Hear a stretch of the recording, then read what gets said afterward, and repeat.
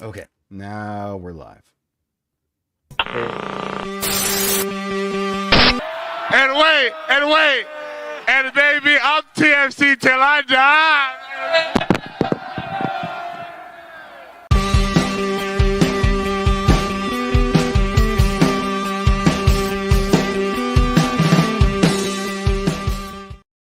Hello and welcome back to Toronto Till I Die, the Toronto FC fan show. I'm Mike Newell, and it's over. Thank the gods it is over. The long losing streak for TFC and the winless run is now over after a win at BMO Field on the weekend. And guess what? The three amigos are back in the saddle again. We will discuss this week the 2-1 win over an equally slumping Philadelphia Union. Discuss where TFC might look for help now that the transfer window, at least for Canadian teams, is open. And we'll quickly preview the midweek games this week against Miami and a 4-1 away derby against Montreal. Lots to get into. Bringing in my co-hosts, Jeffrey P. Nesker and a returning Michael Singh. Gents, how's that winning feeling? How was a weekend of football digesting for you after? Because there was a lot. There was a lot of football on this weekend, and I feel like I took it all in. How did you guys? Withdrawal symptoms. I don't know what to do with myself. It's like the days are longer, and suddenly I'm noticing the weather outside. Also, there's going to be technical difficulties, boys. There's going to be a lot less people watching. It looks like we went live to YouTube, but absolutely didn't go to X/Twitter. StreamYard is falling apart tonight, gents. So Yeah. bear with us, and I'm producing. But it is what it is. That just makes it extra special for all the hardcores on the YouTube. You know, forget about Elon's playground. Yeah. Appreciate you guys bearing with us. Yeah, man, a lot of footy this weekend. It was a beautiful thing. Obviously, I don't know if we were planning on touching on it too much, but Canada making its triumphant exit, I guess you can call it, because yeah, sure, they ended up finishing fourth place in a very disappointing way, but I think I speak for all Canadian fans where you come away from that tournament feeling, re-energized, rejuvenated about the men's national team.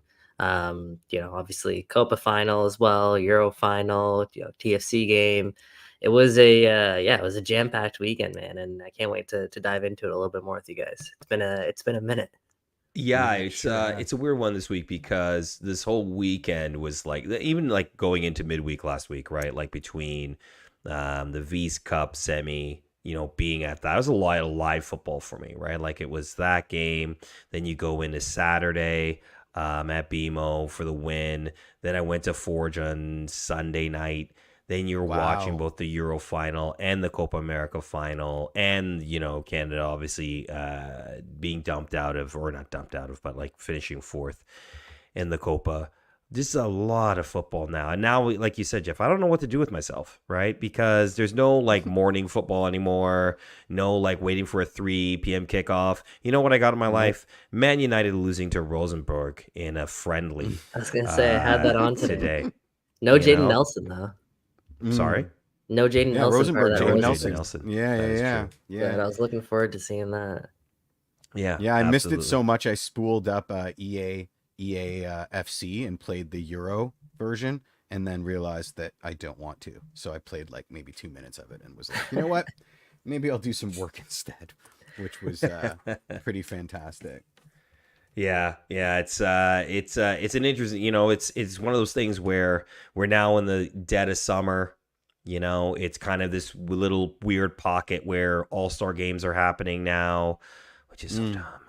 And and now we've got some midweeks coming up. Yeah, Copa's now done, so the games are going to come thick and fast for Toronto FC heading into the Leagues Cup break. But they go into that stretch with a nice little 2-1 comeback win over the Philadelphia Union. Both goals scored by DeAndre Kerr. Nice little brace for him. And you look at a nice little refreshing sort of win. Again, I don't know if... I'll ask the question to you and to everybody in the room right now. Was this more a case of Toronto FC maybe, picking it up after an embarrassing loss at Forge? Or was this more of the Union kind of fumbling the bag and letting this one get away from them after they took the lead in the first half? Mr. Singh, I want to get your thoughts on that. Yeah, I mean, look, the first thing I think is worth highlighting is the biggest thing that mattered about that game was that Toronto FC came away with 3 points, Yep. right?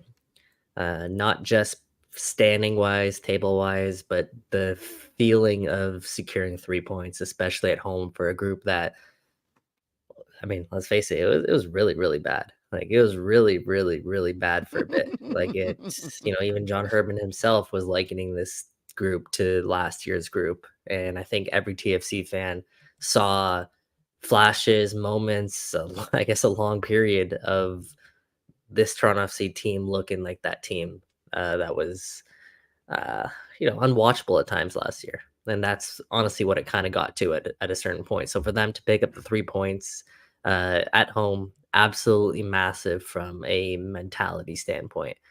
Now, I mean, look, they got 3 points in a game they should have got 3 points, right? It's you're facing a Philadelphia Union team, like as Mike illustrated, winless in their last 10 games, so almost as bad as Toronto FC's run was. Yeah. Union are away from home. They have their own struggles, and Mm. I thought, I didn't come away from that match convinced that Toronto FC were back or Toronto FC took a step forward. I didn't see too many clear cut opportunities for Toronto FC. Um, However, that said, you know, you mentioned it, DeAndre Kerr coming on, getting the brace. A player in a big moment who's had a bad season was able to step up for a club for that, quite frankly, needed it. Really needed it, and it was a bit of a pleasant surprise, let's call it, that it was that player that was able to, step up and bring the team forward and give them that moment. It's a nice. I think John Merman even said it after the game. It was they're gonna need a lot of players to step up in different moments throughout the rest of the season. And I think just Saturday was DeAndre Kerr's moment. What that means moving forward, I don't know. I really don't know. But at least they get Richie back, they get Oza back, and it's a big win ahead of a time where you get those players back as well. Yeah, absolutely. And Jeff, wanted to get your thoughts as well because I think think you it's and I hilarious. have been Yeah. on the show the last couple of weeks, kind of getting back down into the depths of the 2023 doldrums about this team. But it probably was not as bad as we may have been thinking. But I Mm. think the win definitely keeps the vibe somewhat good, considering where this could have gone had they lost this game. 100%. And it must be said, you're fit at the game, taking the capo stand. Unbelievable fits. Unbelievable fits. The Carabana game suits you, my Was friend. not planning to go up there. That's why.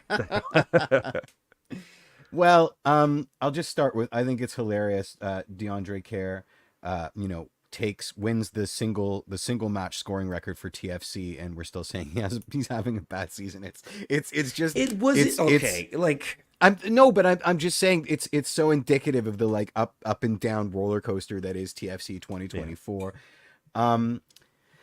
Your question is, were TFC playing well or the Union playing poorly? I mean, the Union were playing poorly. Jack Elliott gave us his best Amy Mabika impression and was responsible for both of those goals, one of which I'm pretty sure was offside. Let's be honest. So the soccer gods kind of blessed TFC with 3 points at the weekend.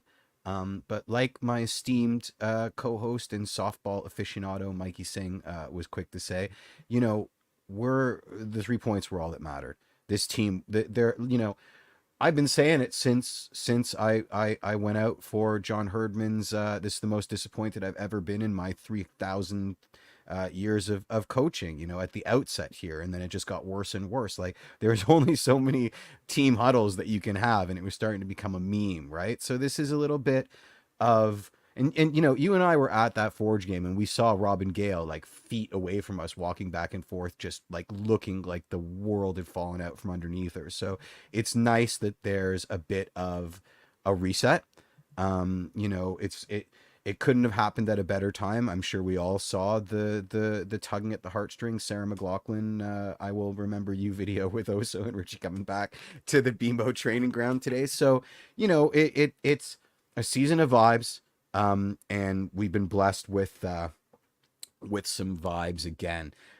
Turrets is right back on his BS. 9-point week, very possible. Maybe, but certainly on paper, going up against a Montreal team that's on the ascendancy and an Inter Miami team that may be messy free, considering his ankle's bigger than my head. But yeah. The question was, did the Union play poorly? The Union played poorly. TFC can take those 3 points, but I'm not sure there's much more to take out of that game in terms of tactics, in terms of shape, in terms of, DeAndre Kerr's got his scoring boots back. It's a target of opportunity. I wonder if you agree with me that like this, really doesn't tell us much beyond the fact, hey, 3 points. Yeah, definitely. I think that you're both right that the most important thing out of this game was 3 points. That you got yourself back onto the playoff platform in terms of being now 8th, moves into 8th. I'm gonna disagree a little bit in terms of it's only the Union playing poorly. Like, yes, yeah, that is in a part of the equation for sure. I do think TFC played better. Again, we're talking about as being as bad as you could have been in that first half against Forge. There's You're right. You're not coming from a super high platform from there, right? But like, I think they were better. I mean, if you look at sort of the outlying numbers of the game, like they dominate possession, outpass the Union, though generally TFC usually win the possession battle in a lot of their games. So that's, you'll take that for what it is. Shots were fairly even, saves were about the same, and you start digging into the numbers. And I think from that perspective, yes, the first half was a little sluggish, it looked a little sluggish, but it was interesting that, obviously Lorenzo Insigne did not start this game, but he comes off the bench and I thought he provided a spark. I thought he provided something. Hey, look, I don't think you're going to, put your $50 million man on the bench every week and think he's going to be like your new Jacob Schaffelberg off the bench, per se, in that way. But it might be something to consider a little bit more often where he can come in and give you a little something just after halftime or at halftime if you need to make that change. Because when he came in the game, definitely there was a little bit more life into the TFC attack. Yeah, why not? I struggle to see why not. I mean, 15 obviously it's million a small, reasons as to why not. Listen, I'm as guilty as anybody else, but like at the end of the day, and this is a terribly small sample size, but like, why not? Why isn't that an option? He's injured all the time. He can't go 90 minutes. Why not have him as a Bedoya kind of, speaking of the Philadelphia Union, like as a super sub? Like, is it better to have Lorenzo burn out before halftime and do nothing, or come on after sitting on the bench, using his soccer IQ, seeing the game states that have existed in the whole first half, and then doing something with it? To me, I don't think that should be off the table. And then my only other point is listen, you're right. I can't eliminate this because they did concede first, and unlike the TFC of the last 2 years especially, they didn't wilt. They came back and found a victory there. They got the 3 points. So for me to eliminate it as simply TFC taking advantage of a woefully inept Philadelphia Union away side, I think does a disservice to TFC. So I will concede that there's a little bit of TFC in that 3 points. It wasn't just, they showed up. Yeah, I mean, I disagree that like, I mean, I think it's an option, when he goes full 90 minutes midweek to let's just say forward because that's who they played recently. Absolutely an option to have him go 45. The next game. He's still our best player on his best day, right? And you want that on the field more times than you don't want. We're a better team with Lorenzo Insigne on the field. We are. Now, what TFC have now found themselves in, and we have to remember is, a guy like Derek Etienne Jr., when he came over, when TFC acquired him from Atlanta, he was supposed to be that super sub kind of guy for TFC. Lately, he's been a shoe-in to be a starter for this team based on where the squad's at. But now you get Oza back. Now you get Richie back, right? Guys are, hopefully starting to get healthy. We'll see what the status of, Tyrese Spicer, Alonso Cuello, whether or not they come along. But now you're starting to see the guys who are supposed to be, not necessarily supposed to be, but John Herdman has options to rotate some of these guys and fill in, players like an Etienne Jr. who come off the bench, Bentia Raul Petretta if he's not making the starting 11, or Richie Larea if he's not making. Those are guys who, when you're rotating your side, can be really impactful off the bench. Perhaps at times it's Insigne too. So I don't disagree with you there, Jeff. I will say though, you want him starting more games than not. So it's that time of year where you get your guys back from Copa. TFC find themselves in 8th place. Let's look at a big picture. They are very much in the mix for a playoff spot. I said it probably a dozen times on this podcast about TFC having the hardest schedule in Major League Soccer, like remaining. And I think this last stretch you saw kind of why I was hammering that point home. Like they played some tough teams and the results were not pretty. So the points that they dropped, hopefully at the end of the year, they're not kicking themselves for it. They still have one of the toughest schedules remaining in Major League Soccer. I think it's the 4th toughest as of today, schedule remaining. So they're not out of the woods yet, but maybe additions are on the horizon, and they're definitely getting some players back. So maybe there's some light, maybe. Yeah, I have something from the Rogues Gallery here. Hold on. Yeah, first. go ahead. Aaron Ginsberg brought something up. He, as in Lorenzo Insigne, spent most of the warm-up one-on-one with the trainer. This was an injury thing, not tactical. Agree? Disagree?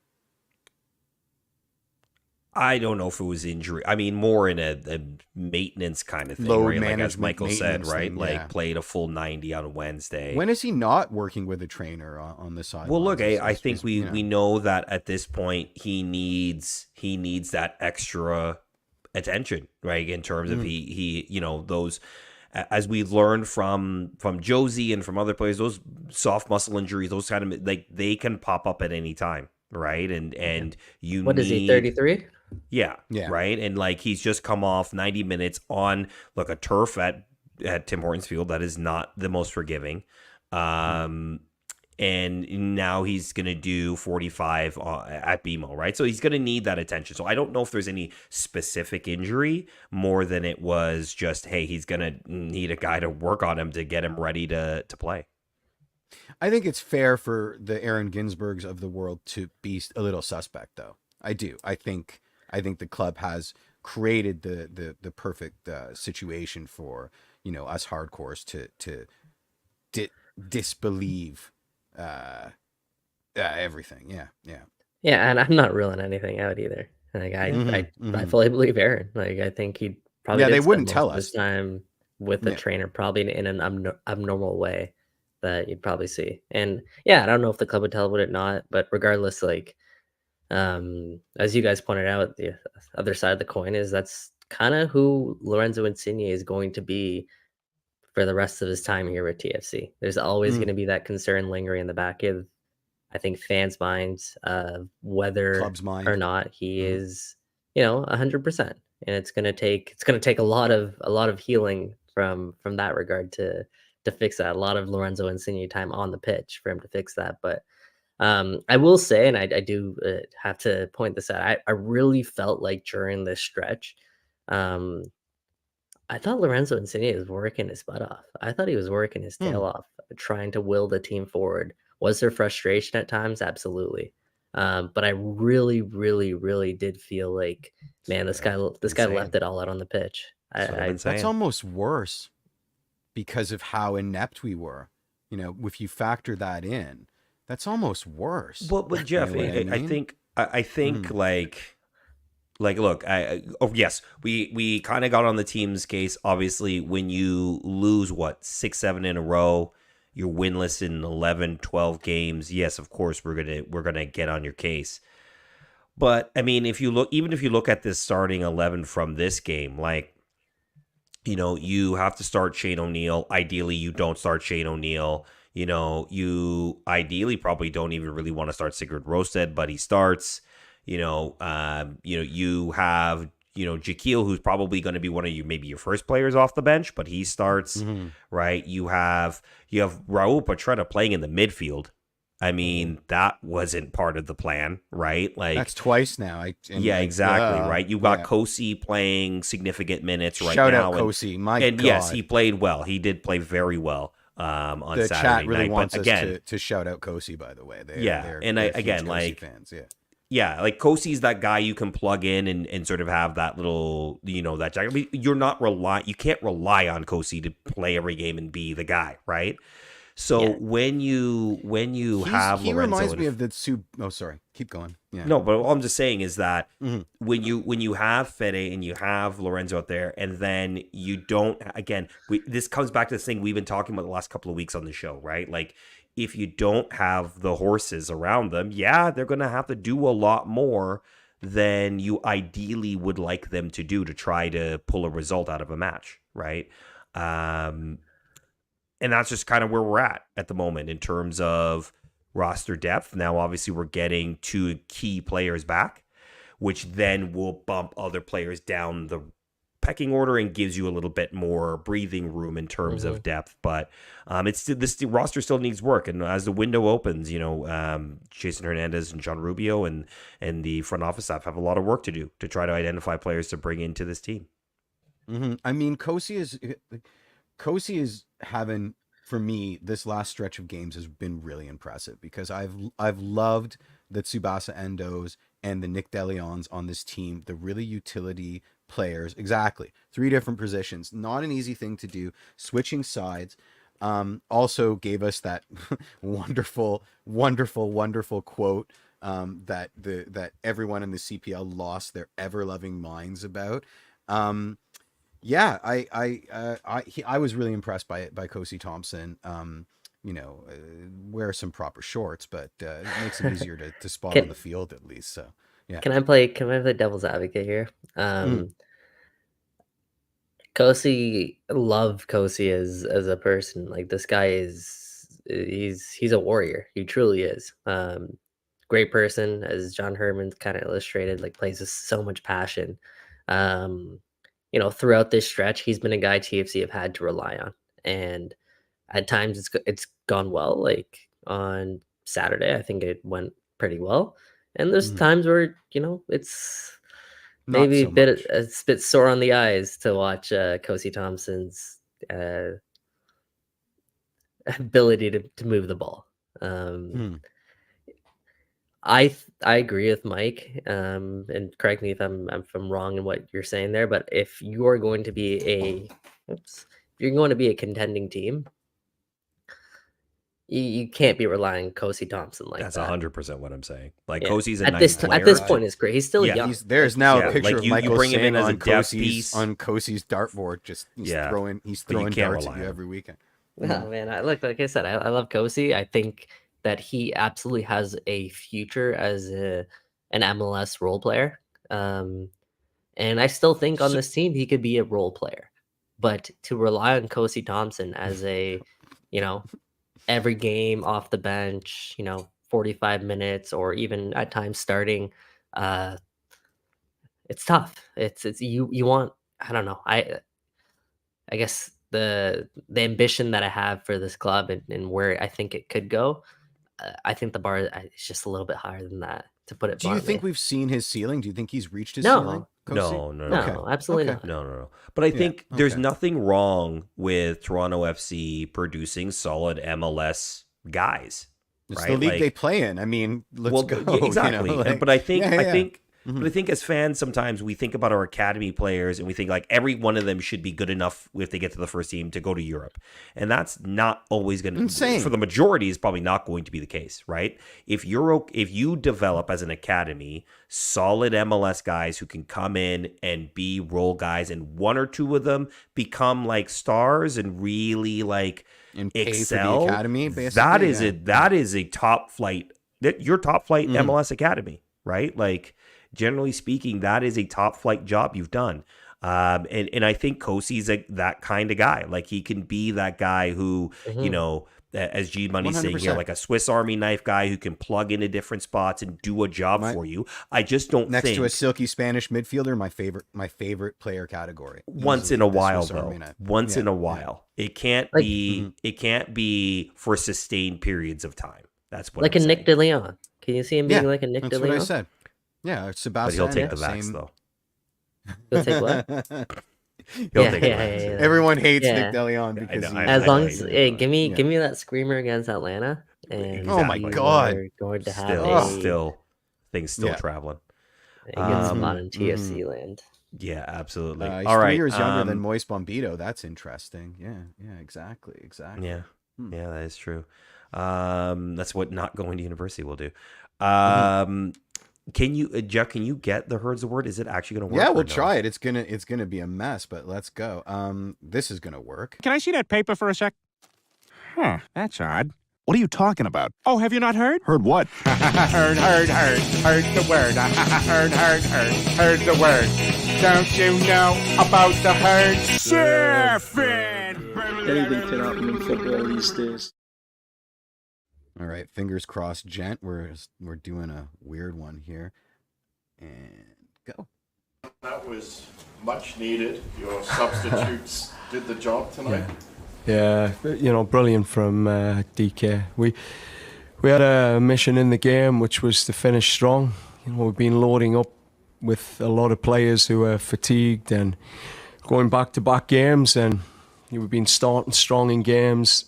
But we wanted to keep some of the weapons on the bench today, just to make sure that last 30 minutes, we've been getting punished in that last 30, and we wanted to ensure that some weapons were coming in like Derby, Lorenzo, and DK with a level of freshness and an ability to change the game. So that was good. It was a good start tonight. Neil, we said this was a chance to start again.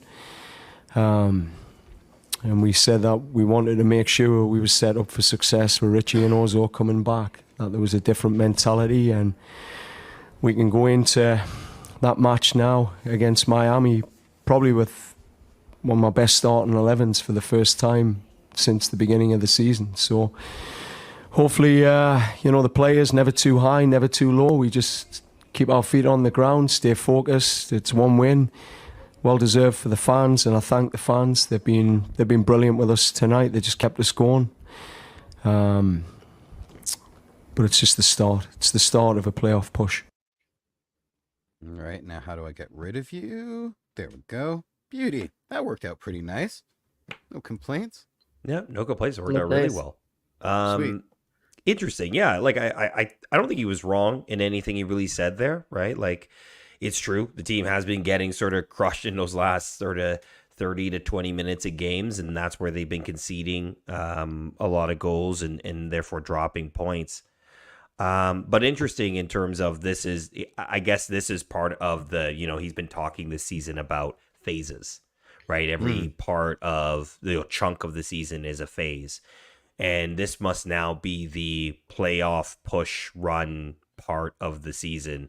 At least thinking about that, and I don't know what the plans are for Leagues Cup, if they're going to take it seriously or really try to go for it. But interesting that this is kind of we now start to push to get ourselves to MLS. The three the teams MLS in our playoffs. Leagues Cup group, correct me if I'm wrong, are Pachuca, Yeah. Houston, and NYCFC, correct? No? No, No, I think Houston. it's just no just- Houston. No Houston? No, and it's Red Bulls, isn't it? Yeah, Or is it it's a Red Red Bull Bull? and So it's a- Pachuca. Yeah, okay. That's it? Red Bulls and Yeah. Yeah. It's I just a thought you get three-team group. Yeah. three. Oh, it's No.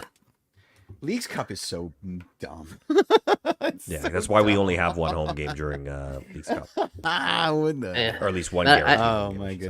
goodness. I did like what Herman said there, and kind of what we touched on was, saving some of those weapons off the bench to finish strong. Now, I don't know if Mhm. that is just easy way to frame it, or if that was actually his mentality going into it. But regardless, I think it looks genius afterwards because, well, obviously you have the way the game played out. Mhm. But the other part of that is I think everyone would agree is that this team definitely faded and began to fade second halves, especially the amount of times they were in either, tying positions or winning positions and ended up giving away, points and giving away goals, Mm. obviously. So at home, the significance of finishing strong, bringing on Davey, bringing on Lorenzo, and of course DeAndre Kerr, who, by the way, I don't know, I felt like Herman just casually looped him in there because he scored 2 goals, but I don't believe DeAndre Kerr was part of the initial, "Hey, you know what? I'm gonna give you a rest today so that you can come in and kill it for us." I think it's more so Prince was It's the easy to starting say after the striker, fact. Yeah, and 100%. he Yeah. was not great on the evening, so DeAndre Kerr, you're gonna get your shot at the number 9, as he's done kinda all season. But Mhm. anyways, the fact that, Davy Flores and Insigne come on, DeAndre Kerr as well, they changed the game.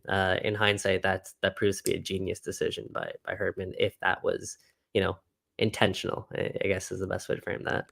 Yeah, and I That's an wonder if interesting segue for because this is the first press conference in a while where I felt he wasn't vamping. I feel like we've gone back to script a little bit with respect to he's now not just reacting, he gets to instigate some of what he had planned out in that big binder before the season began. He expected this Copa America to take some of his players away, so I do feel a certain quiet confidence in Herdman that I haven't seen in the last couple of years, not years, in the last couple of matches with his post game pressers, where it just felt like he was just as shocked as we are by what was going on the pitch. a So win will help. that was nice to see. Yeah. A win is a tonic, man. A win is Well, a tonic. Also big picture, can we look at it this way? Maybe this is, glass half full thinking, but it really did feel like Toronto FC had hit rock bottom at a certain point there. Like they were in it, and then, in it more, and then they got their butts kicked even more. And then There we was a went to lot of Hamilton. yeah, exactly, right? Yeah. The loss to Forge. There was a lot of moments during that stretch where, God dang it really felt like things couldn't get worse. Mhm. But still, TFC, because of what they did early in the year, a win on Saturday put them back into 8th place. So big picture, TFC have been through trials and tribulations throughout the point of the season. They've got Damn knocked right. down. They found a way to, at least it looks like, get back up. The Chumbawamba years. They've lost so many players for various reasons, right? Other players have stepped up. Other players have played roles for this team. Could that prove to be valuable down the stretch? Look, it's July 15th. TFC are in 8th place. I think ahead of where at least all 3 of us would have predicted that this team would be.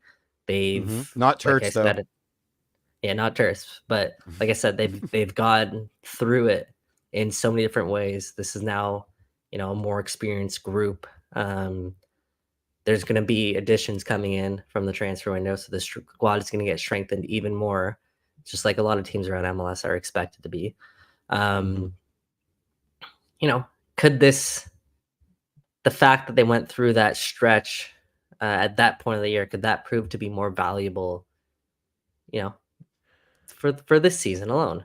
Let's just say this season. Yeah, I think we talked about Absolutely. last week on the show, right? Like this idea of mentality and where has it gone, and they start the year off with this great mentality, and then it feels like it dropped off a little bit. Now, again, the absences play a massive part in that, right?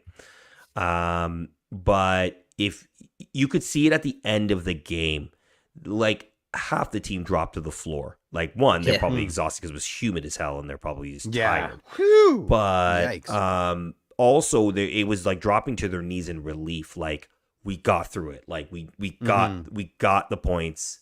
Now it felt like they could feel like they could kick on a little bit. So I agree with you, Mike, in that sense. I mean, if you look at the schedule, they only have 10 like league games left, right? We keep thinking it's this long way away because it's October, but League's Cup eats up the entire month of August essentially.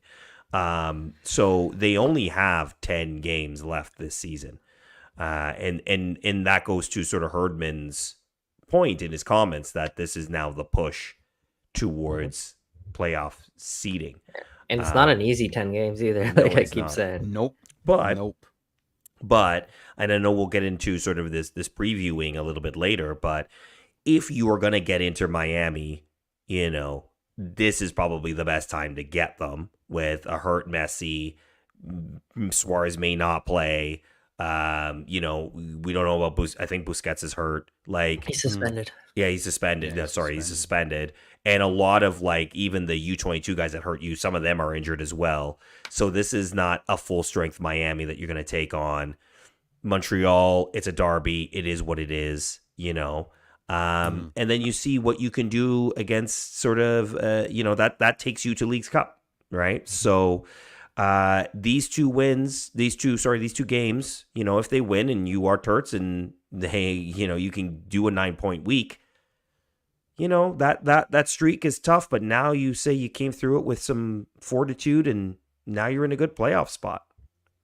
Like, look at what Canada did when, you know, in the match day -1 before the Argentina game, right? Like, you know, we've had the experience playing them, and we're a totally different team now than we were when we played them. What was it, like 9 days ago? Like, we can apply that same sort of logic to TFC. But I, you know, as happy as I am to not be talking about a loss again, I'm also worried that one win against a woefully inept Philadelphia Union side is not the, you know, destiny come calling for this TFC team, right? Like, I don't think it has to be a big top team in MLS. I think it just needs to be a win, like we said at the top, right? You just need to see a W on the board, and that can help. Yeah, we really did need a dub. I couldn't agree with you more. Yeah. All right, so let's move on, guys, to the transfer window. It is now open for Toronto FC. They can go and sign players. Can't tell anybody, though. We had a little bit of this conversation on the last show. So just to clear things up, Canada Soccer has a transfer window in the summer, and MLS has its own arbitrary player movement window later in July. Normally, traditionally Canada Soccer's transfer window is kind of at the beginning of July, usually around, you know, the 4th, 5th. They changed it to try to align with MLS on the 18th. That, of course, was not explained to especially CPL clubs who had already started signing players and promising that they would be playing already. Whoops. So, long story short, Canada Soccer kind of backtracked and said, okay, we'll do it on the 12th. So, long story short, the transfer window for Canadian teams is now open. They can sign players and register them. Jason Hernandez, John Herdman has come out and said transfers are coming in, but also we should probably be watching people going out of the club as well. Yeah. So I wonder with you guys, just really quickly, you know, who do you think is staying and who do you think might be on their way out during this window? It's a good question.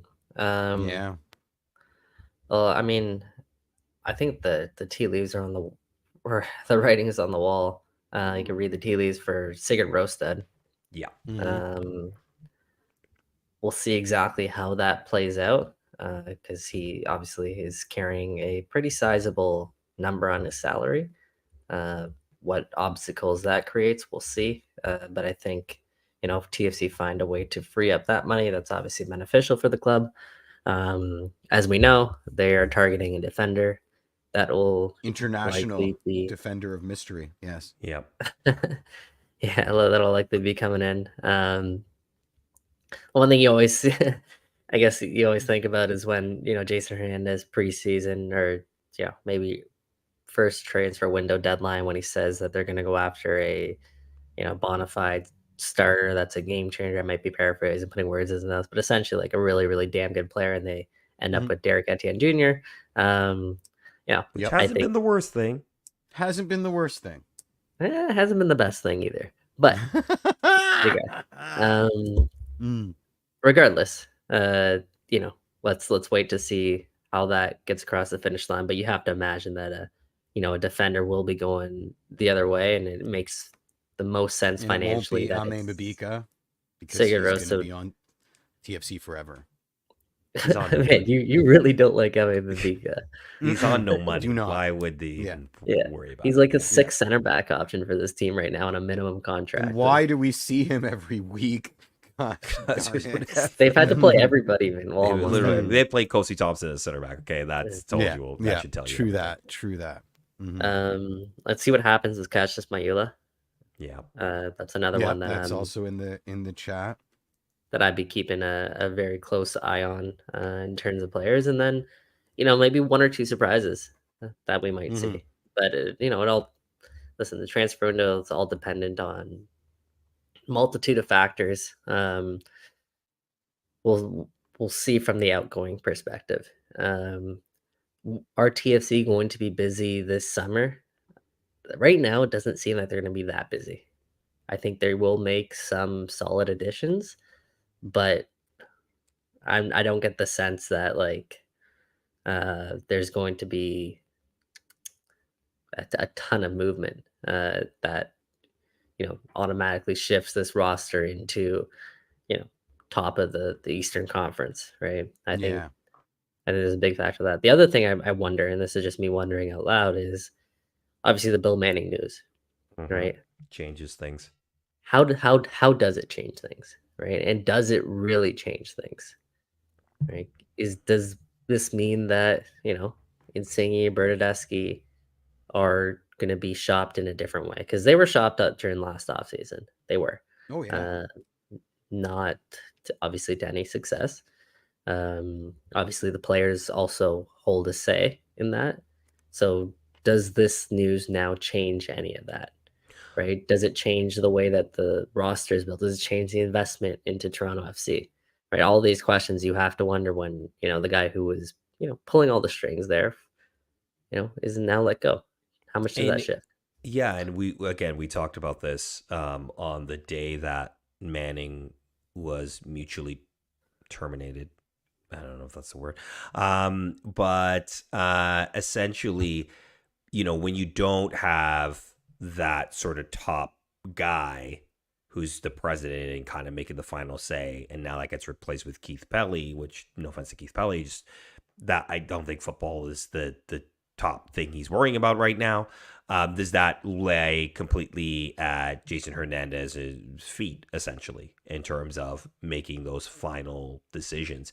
And the question to you guys and to everybody in the room is, because you kind of brought it up with Bill and sort of his role in the DPs, is what should TFC do with the DPs? Like, is it a situation where you just, again, write it out? What could they do with the DPs?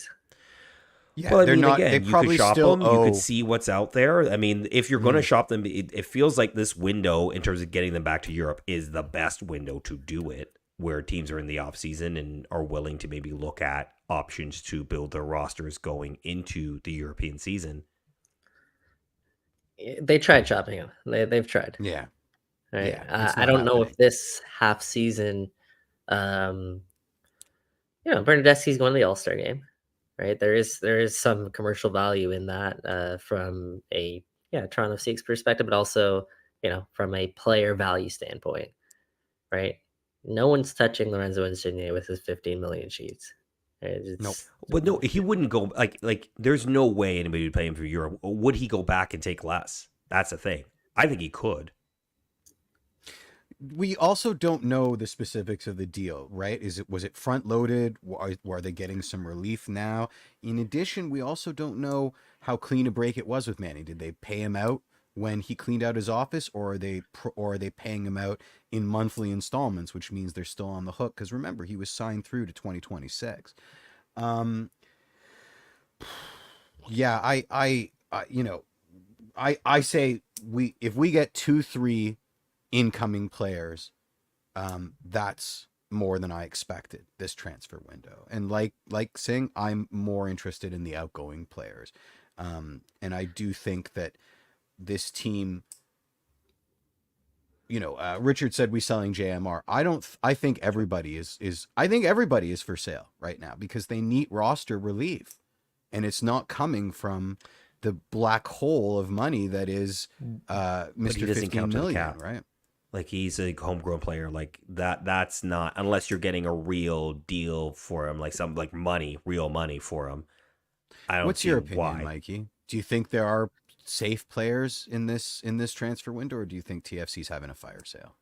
I think there's definitely players that they would pause more at selling, and JMR falls into that category. Not necessarily because um, he's so valuable to the team, but more so his value is not where They it want it to be. could be, Yeah. right? And they'd be selling probably a bit low on JMR. They got a offer, I want to say it was a year and a half ago for JMR within MLS, and you're looking at, 7 figures of allocation money, right? So let's just throw an arbitrary number out. Let's say $2 million in allocation money for JMR.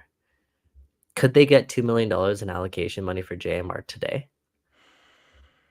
Maybe. I don't know. Maybe. I don't think so. He's been playing a lot more, and like Saturday he wasn't. No, I thought he was great. Pretty good. That right? header was I fantastic. think But maybe somebody in Europe is willing to take a flight. Again, he's super young, and if you can get him from a European perspective on essentially nothing, but it gives us $2 million allocation. I think a team could take a flyer. I don't know if it's now. They may wait till the January window to do it, but right. Yeah, no, for sure. I guess my whole point is, we're talking about $2 million now, about, maybe that could come in, right? When this is a player who, Manning has said it, like, he wants 20 million for, right? But let's just say at one point, I think when he's training with Arsenal, when he's training with, Liverpool, when he's training with all the big clubs in Europe, we're talking at least a $10 million player. And in my opinion, at 20 years old, he just turned 20, like, you can still get there. Absolutely, you can still get there. I think we're starting to see, and as you mentioned on Saturday, like I think we're starting to see Jaquil, mature a little bit in front of us, and he's still like 20 years old. Like that's super, super, super young. Like Moise Bombito, who, if you guys, have followed Tom, like he's saying the Colorado's rejecting offers of up to $5.5 million. really? Bombito is 24 years old, turning 25, I believe it is. Yeah. So Bombito's got like 5 years or 4 or 5 years on Jaquil Marcheretti. Can Marcheretti, in 4 years become as good as Bombito? I don't see why not. I really don't. So God, we are playing the long game with Jaquil Marcheretti. We and like really, I guess, are. of course, he started so young. But that said, like the other part of that of Jaquil, if we want to get into a little bit, is contract too, right? His contract is going to expire, I want to say 2025. Just off the top of my head, if I remember correctly. I could be wrong about that number. But if he has, a year and a half left on his contract with Toronto FC, things haven't gone to plan in Toronto for Jaquil. Where's his head at, right? Where is 100%. what is he gonna be really that motivated to re-sign, a contract here in Toronto? Is Toronto gonna re-sign him, right? Yeah, this question might be answered sooner rather than later because according to this, his contract ends at the end of this year. What? I think they have a player option though. Oh yeah, officially yes, but yes, okay, I guess they have a player option, I think they have which the they option. probably will pick up. Which they'll take. I mean, that's a no-brainer. TFC will take that option 100%. Of course. Yeah. I mean, I think we can safely say they're not going to buy out Insigne. That's just not happening. So we're not going to see that move. Of course. Yeah. Yeah, of course. Listen, like again, we're having the same conversation we had about the DPs in the off season. At this point, we've seen a DPs that are more bought in, and the reality is um, while it's going to be tough to sell them or move on from them, they are providing value here in Toronto. They are. I think this season they've provided value. Are they? There's been The ebbs and droids we're flows. looking Sure, are for. they Yeah. consistent enough? Maybe not. Mhm. Let's see what they look like with a very good team around them. Let's see what they look like when we, equip the Richies, the Ozos back into the lineup. When TFC gets healthy, they bring some additions. I think there is I think there's a path forward for the rest of this season. And what value do they have come, the off season? I guess we'll see. So how critical of a window is this for the front office, like for Hernandez, for Rubio? Like, is this so one where they got to start transitory. really putting their stamp on this team? Because it feels like they're still working off the Bill Can Manning, Bob Can the cynic Bradley. answer first? Because Yeah. I think eliminating Bill Manning gives them a get out of jail free card in the court of public opinion, right? Doing it so soon to the transfer window. I mean, initially we were like, "Yay, we're gonna be free and we're gonna run around in the meadows with our transfer market money." But the more I look back on it, and I realize the timing is perfect for the club to blame an underwhelming incoming outcoming transfer window on it's too soon. We just let go of Bill Manning. There's a lot of inter office stuff going on, just to create a new boogeyman. The last gift that Manning gives to this club is sort of insulating them from the ire of the fan base over what they perceive to be a pretty crappy transfer window. So I'm not too excited. I can see that happening. Yeah, perhaps. I'd say every transfer window is crucial for really every club. Summer's less busy than off-season transfer windows typically. Um, The other thing is, you mentioned like starting to put I really feel like I've started to see their stamp. Like go go back at TFC's moves. Actually, you know what? I have it here. TFC's moves since the off season, right?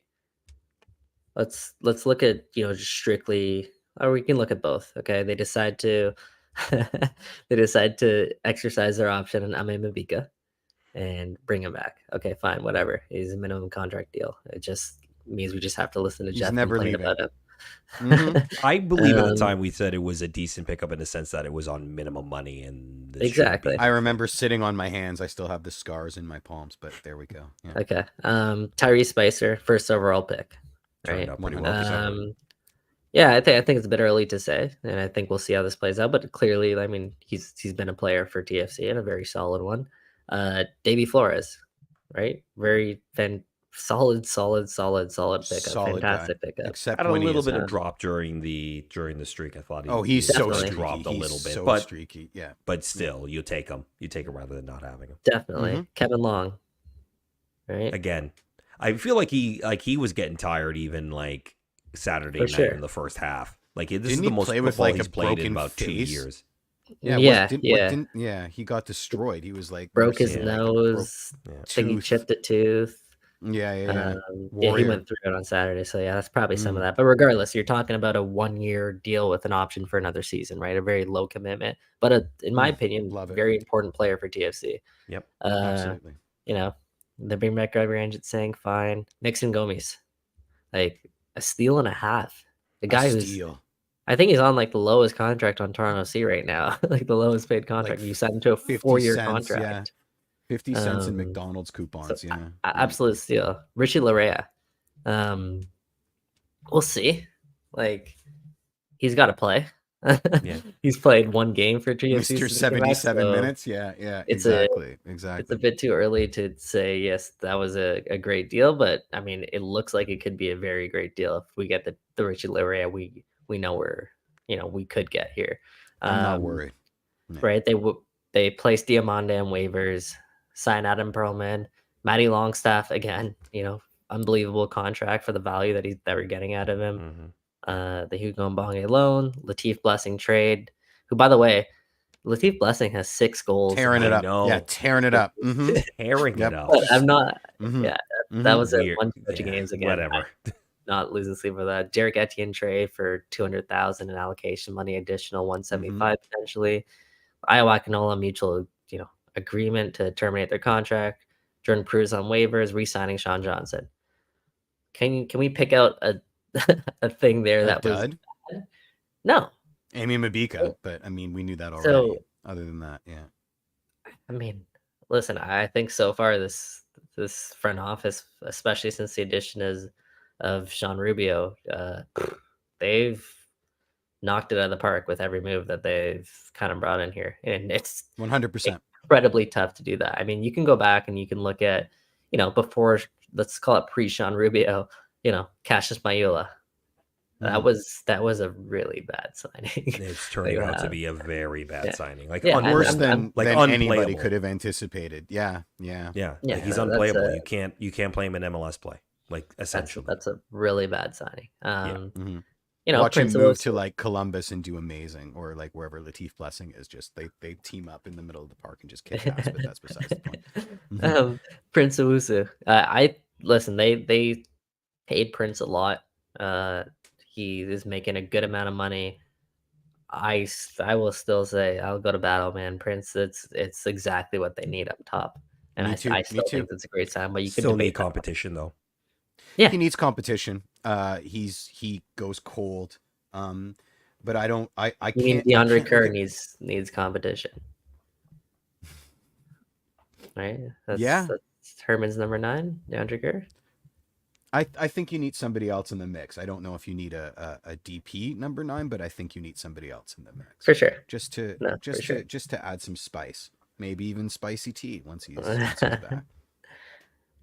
Yeah, no, for sure. But overall, like I said, when we approach this transfer window, I do feel like the mark has already been made. Is it ever going to feel like it's Jason Hernandez and Sean Rubio's mark without getting rid of Bernardeschi or Insigne? No. I think that's too tough. I think that's way Yeah. too tough. But when you look at the roster and the way it's composed, you're probably looking at, a good 40% of the squad, 50% of the squad have been Jason Hernandez moves. So Yeah. I feel like we're feeling that stamp already. That's Fair Mike's enough. disembodied voice as we're stuck on a screen of him. I love Yeah, it. I'm just gonna speak from the ether, basically. No worries. I love it. I love it. But like I think if from this perspective, if you can come into this and get a decent 1 or 2 signings in there to bolster some positions in the roster and get a little bit more depth, that's a successful window, I think. And if you could move on maybe 1, maybe 2 players that just aren't a part of the plans going forward, Yeah. then Baby that's steps. to me 100%. success. Yeah. 100%. And I'll take it further. Like center back, midfielder, forward. That's it. That's the needs. If we can get all 3, amazing. Yeah. And also in terms of go ahead.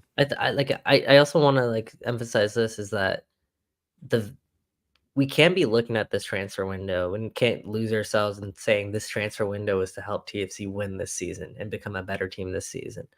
TFC are still in a position where they're undoing some of the work from the past regime, right? They've kind of caught themselves in a cycle like this. I remember when Bob Bradley was sporting director, he kept on referring to how he, without maybe bluntly saying it, how he spent a lot of his resources undoing what Ali Curtis had tied up for TFC.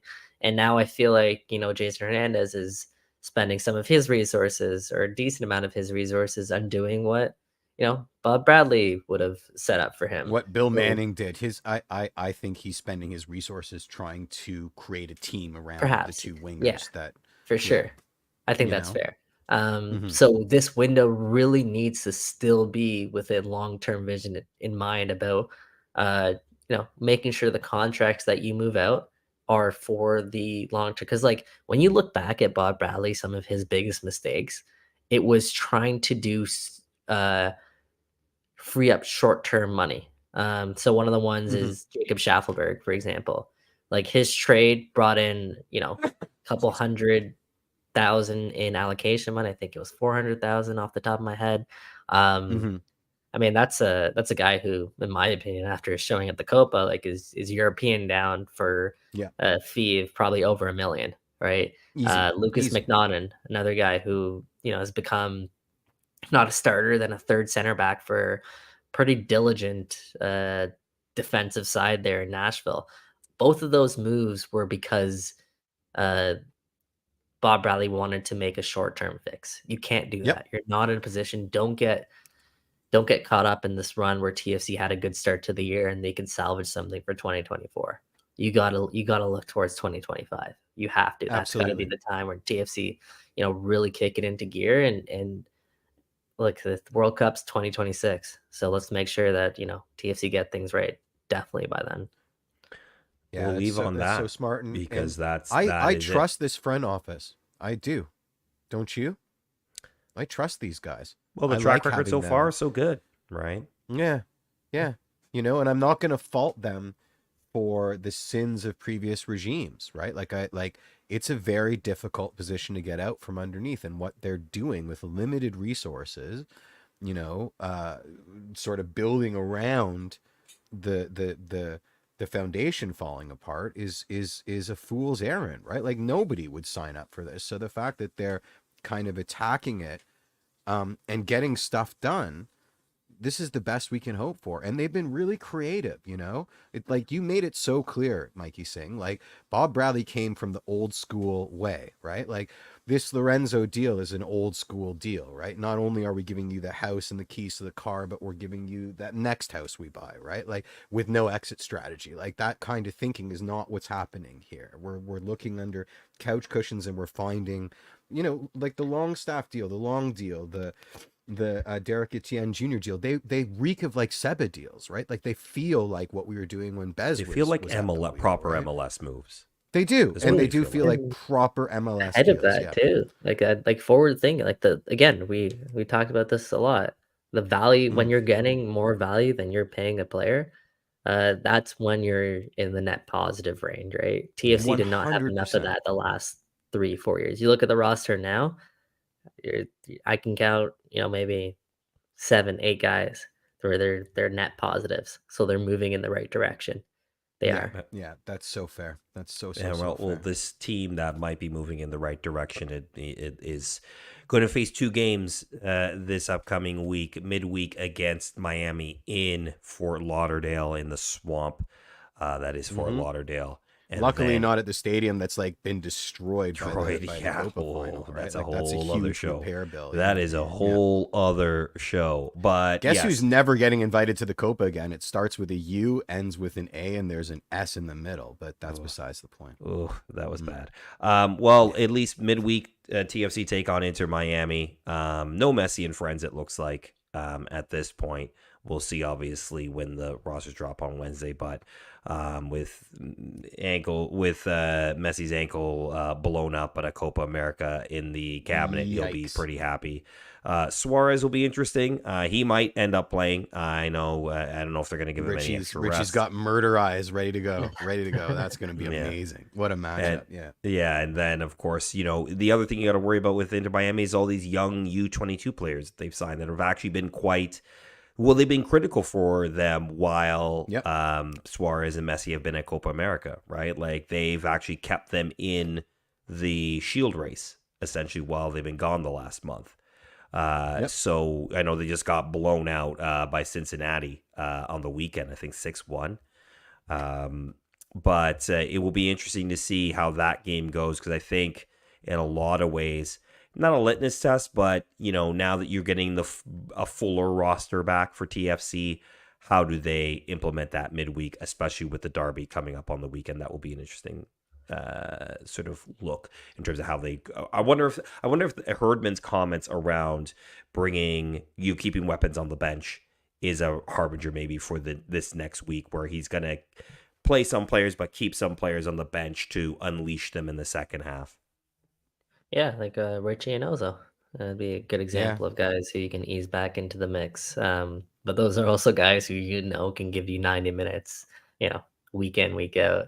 Um, But the thing about Miami right now is you guys mentioned it, like, they are super, super, super shorthanded. They still have Mhm. threats. Their, front 3 are still all very capable players, and Julian Gressel, Campagna's up there in the middle, and then, Mm, Robert Taylor is a guy who, Yeah. really came to life when Finish Messi Messi. joined. Yep. yeah. Yeah, Yep. when Messi joined Miami. So threats you gotta watch for. I don't know the status of Jordi Alba.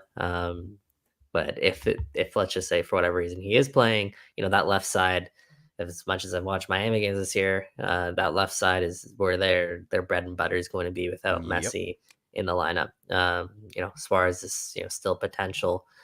When you look at this on paper and you look at who Miami is missing, it's tough not to like your chances. That said, hold on. Yeah. That said, let me reel it back in. This is still a Miami team that won, you know, 4 out of their last 5 games without, Lionel Mhm. Messi.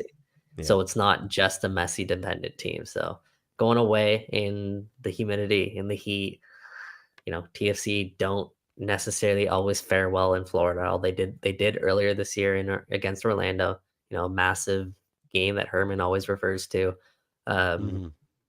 it's like you said, Mike. It's a really good time to face Inter Miami Yeah. away if Yeah, if they you're had gonna to. do it, this is it. This is the time.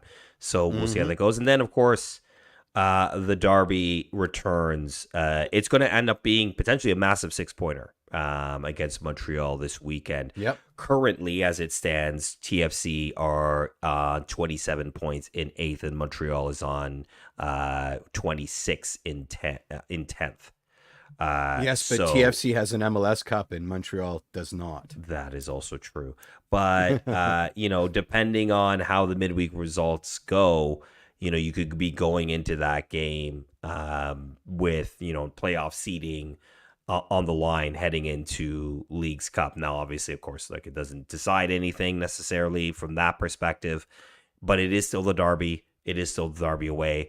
And they better bring a fucking good lineup because I'm going to that Derby, and I swear to God, I don't want to lose another Derby in Montreal again. Okay, like I've gone the last few times they've lost. So, Amazing. yeah, I mean that is going to end up being actually a pretty pivotal game for both teams, in Yep. their push for the playoffs. Massive, right? 9 games left Massive. at that point, and Yep. it's a 6-point game against a team that you expect to be directly competing with for a playoff spot at the end of the year. Adding in the fact that it's Montreal, and we all know the significance behind that, and it's going to be a Montreal side that's circled this game on their calendar after what TFC did 100%. to them in Toronto. So 100%. Mhm. they picked up like Toronto, they picked up a very important win for that side. They look good. Um, They looked good. yeah, and then there's been a lot of times where they haven't looked good recently too. Yeah. It's been Mhm. a Truth. very Up up and and down down. side. Yeah. They have Schwanier, who we know does not want to be there anymore, Mhm. for let's say whatever reason. Um, but they get him back, and he's, as we saw him with Canada, he's a guy who could be a difference maker for that Montreal side. Absolutely. So uh, it's a massive, massive week, and despite the fact, like you said, Mike, it's July. It's going to be July what 20th when they face off. It's a Yep. massive, massive game.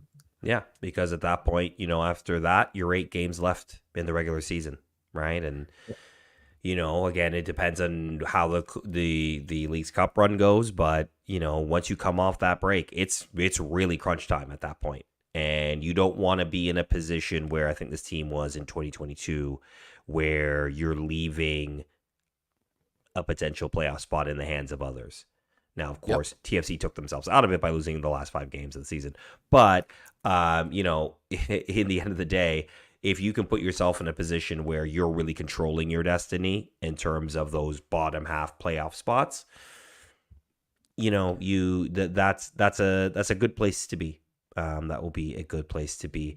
And G-Money, just a little bit. Will Schwanier be traded to TFC ahead of the game? I'm gonna bet that's Not happening. not happening. Just gonna put that out there.